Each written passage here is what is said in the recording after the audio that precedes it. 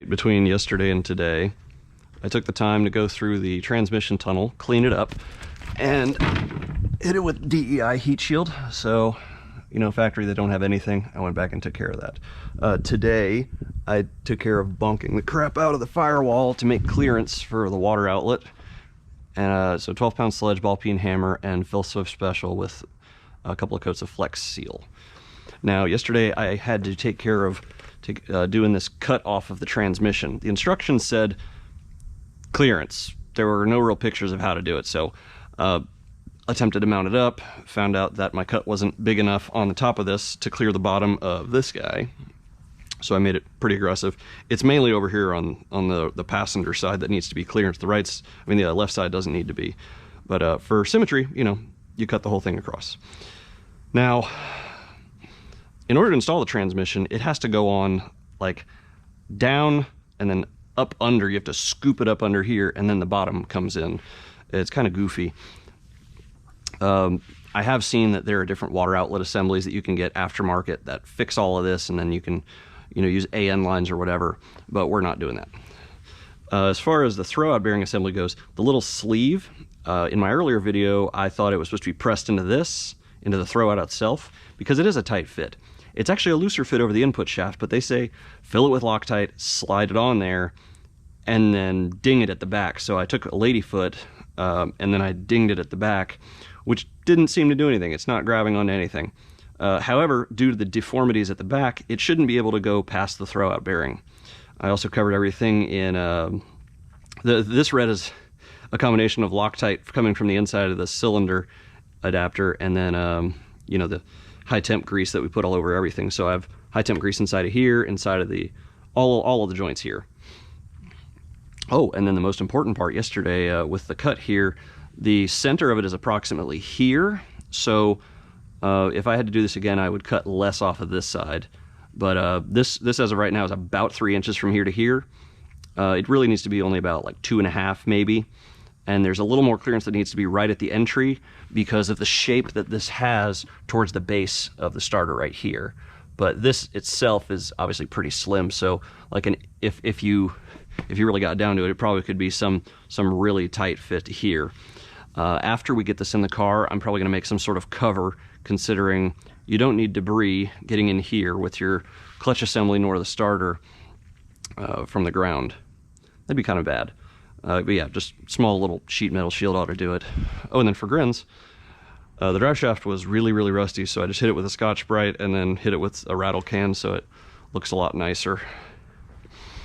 And then last thing I did today is I moved some of these wires. I disconnected some of the clips, and then I moved some of the wiring off to the side. We'll see how everything goes. I will need to probably extend a couple of these wires. Like this is the starter wires, and then somewhere up here, the alternator wires. And we'll have to extend those under. Also, I'm interested to see if this interferes. If I need, I can bend it a little bit, but I think we shouldn't have an issue until I have to put the AC compressor in. All right, the engine's floating in the engine bay, and this is turning into quite the adventure right off the bat. So it falls in pretty decently until you reach the point of the sway bar. The sway bar needs to be removed, but hey, if you got AC, yeah, we're definitely having some issues right here.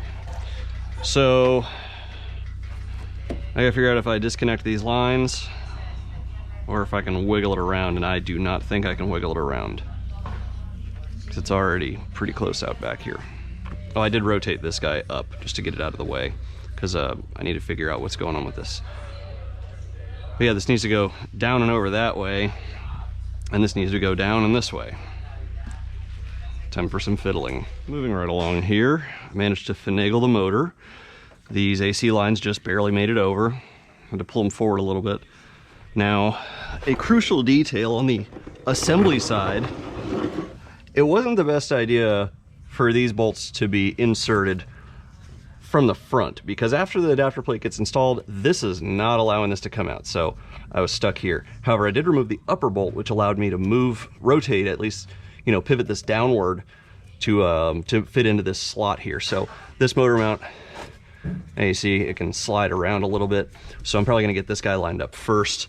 I did have to use the jack to stabilize on the back of here. So,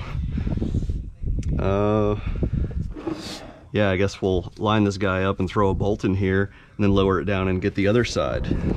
Let's take a look at how things are coming down here.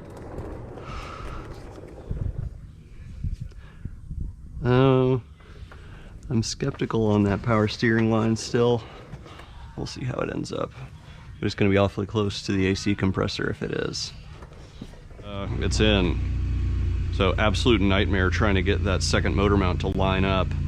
So after we had after we'd gotten that first motor mount in, it was pretty easy to get it over into this one. But the issue is, I had to support the pan, as I am still supporting the pan because this thing is entirely cantilevered off of the back end. There's no front supports because there's literally no mounting of the motor after here. It's just a free hanging motor, so to speak, but cantilevered once you stick the transmission and power plant frame in.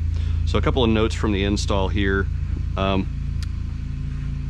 Well, starting, these AC lines are going to be problematic, but that's not even the start of it, because I realize this is a 4 rib and this is definitely a 6 rib. So either we move this to a 4 rib belt or AC change, but this AC compressor is going to have trouble bolting up because the lines are a little bit close. I'm going to need to relocate or get a different power steering reservoir because that is on the alternator. That's going to be problematic. We are going to have to do an EGR delete because these heater lines literally are not going to work. Also, all of my bonking back here is a little bit low. Per the instructions, it was supposed to be down here, but it looks like it's more up here. However, I still think I have enough room to get around there, and we don't know the angle the motor is going to be at. I think it's going to be tilted forward a little bit more. For the install of the trans, I'm going to tilt the motor back because of what I was saying about how you have to swing the trans up under it. So I want to make sure I have enough room in the trans tunnel to fit that in there. Still haven't heard back from MiniTec about this manifold. It's not torqued down because, again, if I got to return it and get another one, then so be it, but it does not have one of the studs. Let's see, any other notes for the moment?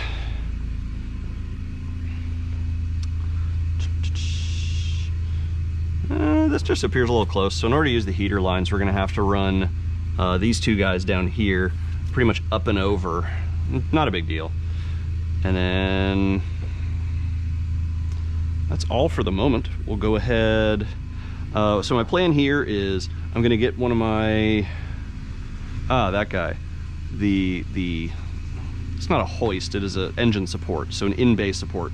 You put it over here, it holds up, and I'm going to hold up the front of this thing because, again, without any front support, this motor is just going to fall, and I don't want it sitting on the oil pan. So what I'll do is I'll keep it supported with the jack right now with its couple of chunks of wood, pick it up with that so I can lift the car in the air to be able to do the transmission job.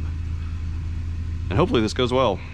And then we get to start figuring out all of the ins and outs once I have the drive line lined up.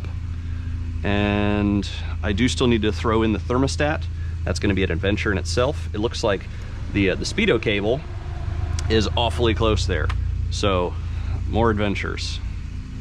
Oh, yeah, I need to put the sway bar back in too.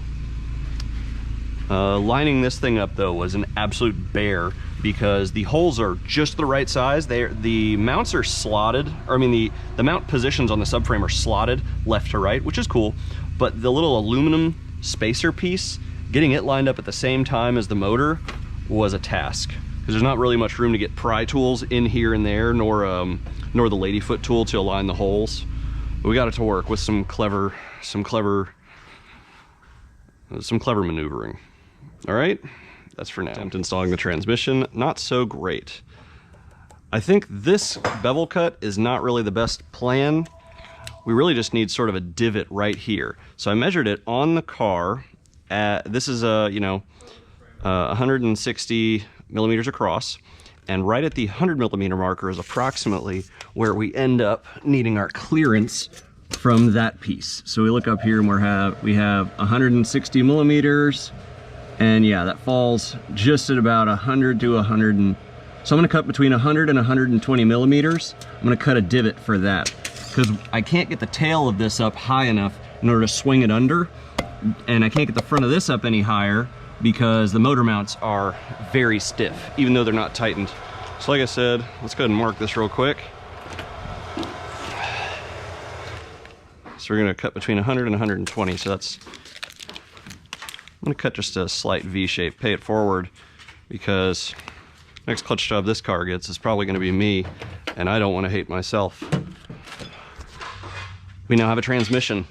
A couple of difficulties on the install, but I managed to use one of these to lift up on the front because the overhead did not want to lift more. I think it was just in a much of a bind in the position it was in. Now, as far as getting this in here, a couple of tricks. I made an additional cut on top of the transmission. I'll pull up a pic now, and it made my life so much easier. I still would have made it a little bit deeper. It would have made it just a little bit easier, but here is where the easy really came in. At the back side of the tunnel here, I made a notch for this. So that way this could come back just a 1/4 inch more so that I could lift this up and then it just popped right in. So for future, that guy was just as much of a help as that additional notch I put in the front. This hole is misleading. No bolt goes there. That hole is unused. The 214s that go up there, those guys were a little difficult. I maybe should have chased the threads beforehand. It might have made my life a little easier. And I need to go back and looks like I need to tighten that bolt up. So I did throw the thermostat in there. Since I can't get it in from the top, I can only get it in from the bottom.